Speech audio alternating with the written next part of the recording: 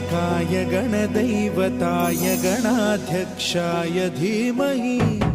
गुणशरीराय गुणमण्डिताय गुणेशानाय धीमहि गुणातीताय गुणाधीशाय गुणप्रविष्टाय धीमहि एकदन्ताय वक्रतुण्डाय गौरीतनयाय धीमहि गजेशानाय भालचन्द्राय श्रीगणेशाय धीमहि